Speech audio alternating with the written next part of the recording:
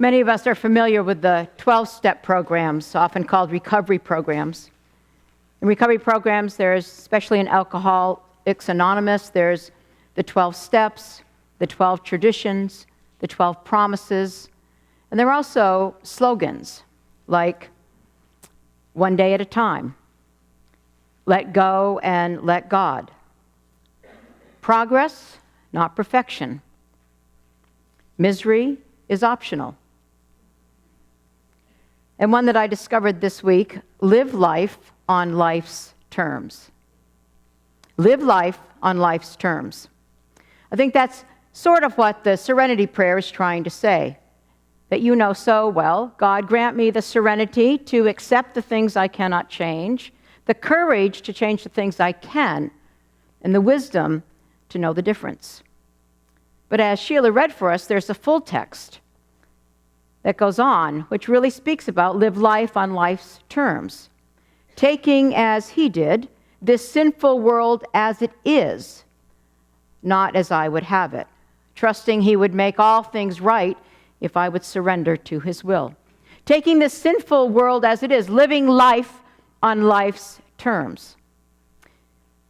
In a sense, I think that Jesus was kind of a precursor to the Serenity Prayer. After all, on the Mount of Olives, that night before he was to be betrayed and crucified, he said to his disciples, pray that you don't come into a time of trial.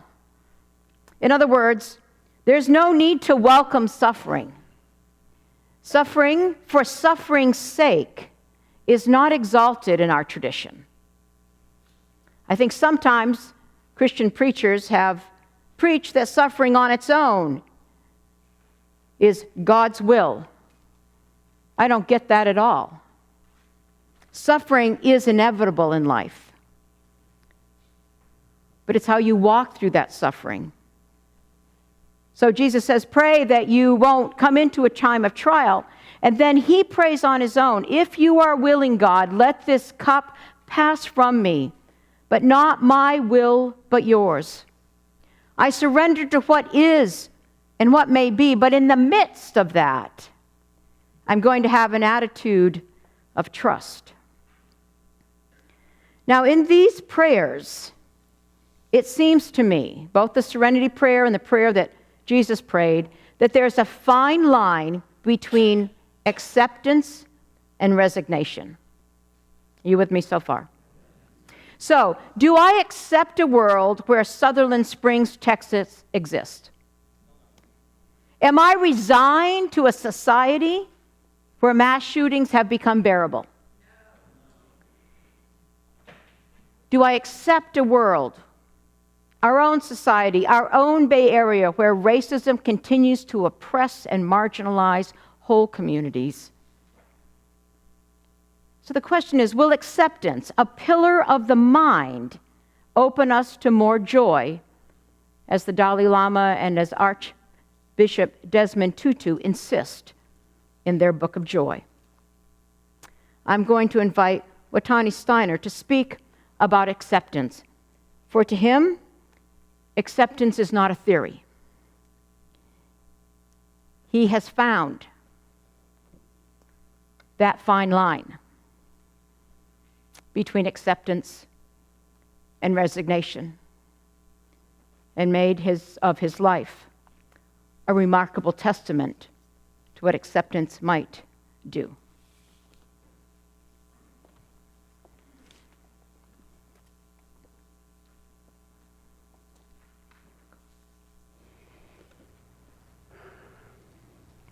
I have been asked to share something with you on acceptance. What does it mean when we say that we have accepted something in our lives? Do we mean that we have no control and have resigned ourselves to accept what is? Does it mean acquiescence? Are we resigning ourselves to accepting the cards that life has dealt us? These are a few of the questions I have asked and answered for myself as a young boy of the Jim Crow South era. I observed and did what were the acceptable things for blacks to do in this society. I drank from the black water fountain and not from the white fountain because it was the acceptable thing to do. When I went to the back of the bus because it was unacceptable for me to sit in the front seat. I even went around to the back door of Mr. Fontenot's grocery store to buy milk and bread for my mother and grandmother because going through the front door was not the acceptable thing to do. I even stayed on my side of the beach because it was not acceptable for me to venture over to the other side of that long, seemingly endless net, that seemingly endless beach net, separating the white kids from the black. I felt that I had to accept these social restrictions that I could not change. But it was not the kind of acceptance that Desmond Tutu and the Dalai Lama are talking about. As an angry young teenager of the Black Power era of the mid-1960s, my serenity prayer was not to accept the things I cannot change, but to change the things I cannot accept. Rather than accepting the cards that this society had dealt me, I would deal from a deck from my own choosing. I elected to become a black revolutionary, simply being resigned to their fate and put their hope in the sweet by and by as enslaved human beings. Was I required to accept the discrimination and injustices that I was confronted with as a child in the Jim Crow South? Should my great-grandparents have simply just, given up, resigned the fate that they were in? And should I have not been angry and stand up and declare that I am black, I am proud, and that I am somebody? The answer is complex. It's hard to talk truthfully about the idea of acceptance, depending on who is talking. It can either tip over into denial or into fearful submission or into a shallow idea of living in the moment. The kind of acceptance I want to embrace is the acceptance that can stand with strength and dignity in the face of injustice and oppression and evil. It is not a soft acceptance or a resignation or a submission. It is intimately related to that powerful revolutionary force, forgiveness. Without forgiveness, there is no possibility of real acceptance. In 1969, I was implicated in a shootout on the UCLA campus in which I was wounded and 2 people were shot and killed. One of the men killed had a wife and a 3-week-old daughter. Although I had no weapon and had not fired a shot, I was tried and convicted of conspiracy to commit murder and sentenced to life in prison for a crime I did not commit. I was not responsible for the death of her husband and the loss of her child's father. Years later, through God's grace, I would come to understand that although I had not pulled the trigger, I was in fact entrenched in a mindset that was willing to use violence to attain its end. And if all of us on campus that day had not been entrenched in that same mindset, the deaths of two promising young men would not have occurred. Many years later, I would ask the wife of one of those men who were killed for her forgiveness. Forgiveness not for anything that I had done, but for my part in the adversarial atmosphere that caused the death of two human beings.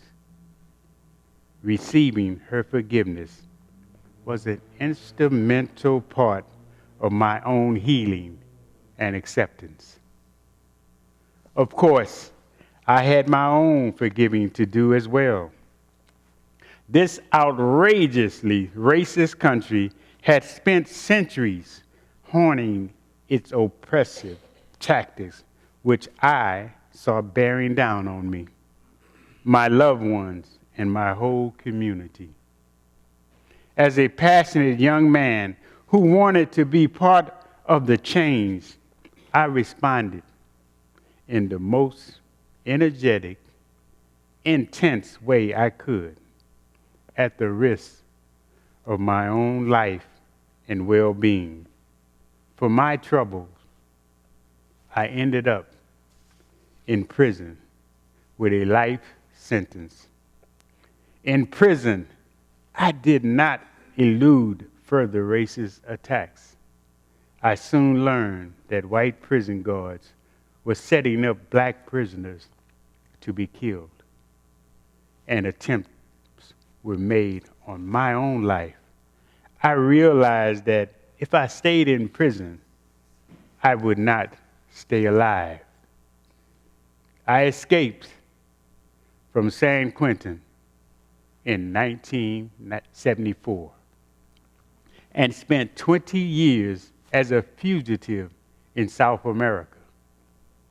The endless disruption and continual heartache brought on by American racism has followed me through all these years.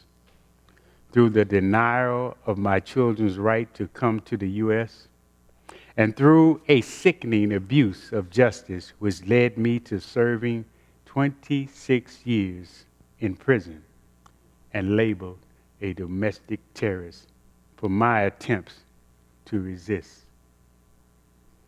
Only released in the end because my senior citizen status, I have had a lot of forgiving to do, and I can't say that it's done. Forgiveness, as I understand it, does not say it's okay that you did that. It says what you did was wrong, and I will continue to affirm your humanity even in the face of that. To the degree that I live in forgiveness, I live in that place of acceptance. Thank you.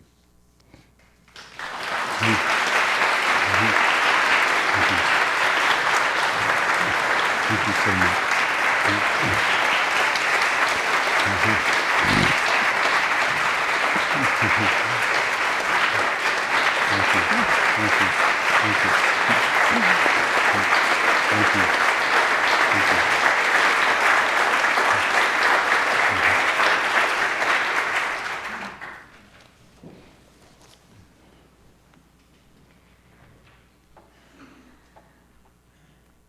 As so poignantly and beautifully illustrated by Watani's life, his integrity, his honesty, his truth-telling.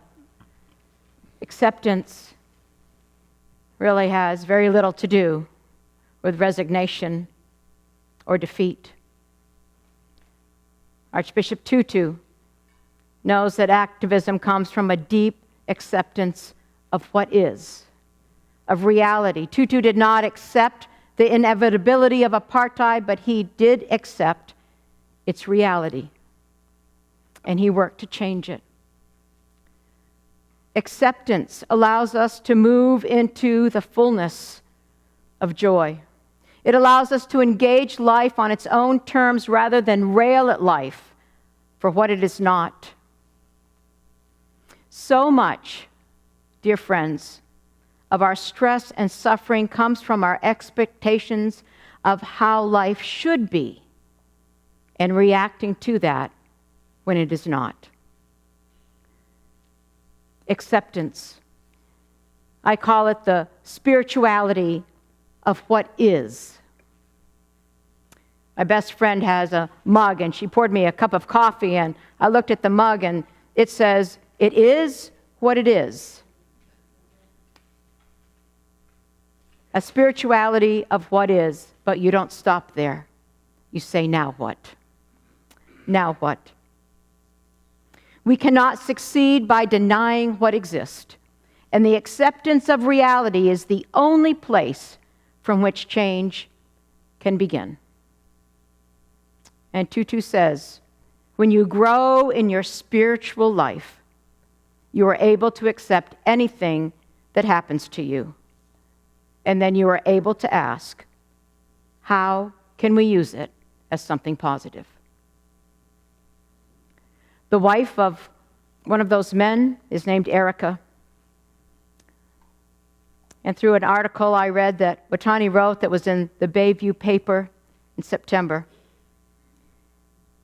In 2012, just a week after the horrific shootings in Newtown, Erica and Watani participated in a restorative justice symposium at San Quentin. They had a packed audience of prisoners and guests, and they told their story about the spiritual power of truth, of forgiveness, and of reconciliation. Acceptance at a micro level and acceptance at a meta level. In the end of that article, Watani says this: here is something I have come to understand out of this long and difficult journey. We must be courageous to put out fires that we did not start. We are all inheritors of legacies and histories that we did not create. We are all unwitting participants in injustice we don't consciously support. Accept the things I cannot change. Change the things I cannot accept. Courage and wisdom to know the difference. It is acceptance, coupled with action, that is the gateway to joy. It's a pinnacle of the spiritual life to accept what is, to surrender to a greater power, and then to act from integrity and justice to change those unacceptable things in the world. But it starts with acceptance. So pray it with me. God, grant me the serenity to accept the things I cannot change, the courage to change the things I can, and the wisdom to know the difference. Amen.